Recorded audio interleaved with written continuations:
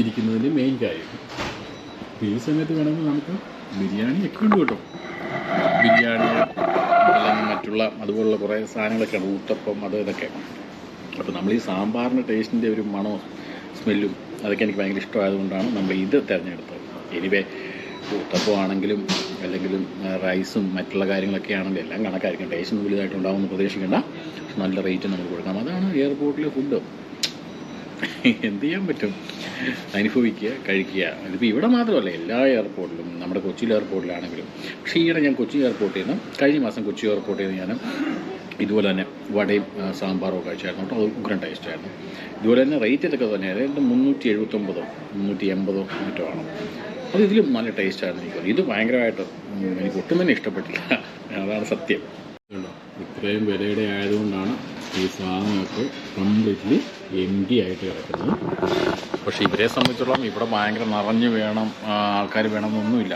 കിട്ടുന്ന ആൾക്കാർക്ക് ഈ എമൗണ്ടിന് കൊടുത്ത് അത് ലാഭത്തിലാക്കുക, അതാണ് അവർ ഉദ്ദേശിക്കുന്നത്. അതിൻ്റെ മെയിൻ കാര്യം എന്ന് വെച്ചാൽ ഇവർക്ക് ഭയങ്കര വാടകയായിരിക്കും. നമ്മൾ നോക്കുമ്പോൾ പ്രശ്നം ഇത്രയൊക്കെ പൈസ ഇതിന് ഈടാക്കുന്നുണ്ടെങ്കിലും അതിൻ്റെ റീസൺ എന്താണെന്ന് വെച്ചാൽ സാധാരണ സ്ഥലത്ത് നമ്മൾ വാടക എടുക്കുന്നത് പോലെ അല്ല ഇവിടുത്തെ ഒരു റൂമിന് അല്ലെങ്കിൽ ഒരു സ്റ്റോറിന് അല്ലെങ്കിൽ ഒരു കടയ്ക്ക് കൊടുക്കുന്നത്. അതിന് ഹെവി വാടകയായിരിക്കും.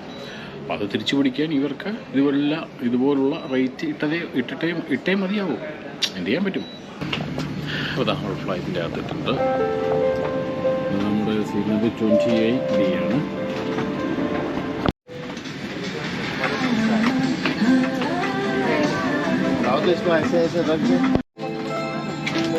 ഇവിടെയാണ് നമ്മുടെ സീറ്റ്.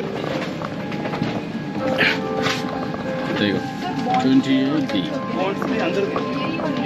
സോ നമ്മുടെ ഇവിടുന്ന് നേരെ ഏകദേശം ഒരു 8 മണിക്കൂർ മറ്റോ ഉണ്ട്. കറക്റ്റ് ഞാൻ പറയാം, ഇച്ചിരി കഴിയുമ്പോൾ കറക്റ്റ് ചെയ്ത് നോക്കിയാൽ നമുക്കറിയാൻ പറ്റും ടൈം എത്രയാണ്. എന്നാലും ആദ്യം തന്നെ കിടന്നൊന്ന് ഉറങ്ങാം. ഓക്കെ, അതിന് ശേഷം ഇടയ്ക്ക് ടൈം കിട്ടിയാൽ ബാക്കിയുള്ള ഡീറ്റെയിൽസ് പറയാം. ഇനി ബേസിക്കലി ഇതിൻ്റെ ഒരു ഫോൾട്ട് കാര്യങ്ങൾ ഞാൻ പറയാം. ഈ ഫ്ലൈറ്റിൻ്റെ നമ്മൾ ഒരുപാട് തരത്തിലുള്ള ഫ്ലൈറ്റുകൾ കയറിയിട്ടുണ്ട്. ഫസ്റ്റ് ഓഫ് ഓൾ നമ്മുടെ ഫ്രണ്ടിലുള്ള TV തന്നെ നമ്മൾ മറ്റുള്ള എയർലൈൻസിനെ അപേക്ഷിച്ച് നോക്കുകയാണെങ്കിൽ വളരെ ചെറുതാണ്. അതോടൊപ്പം തന്നെ അതിൻ്റെ ഫങ്ഷൻ വളരെ കുറവാണ്.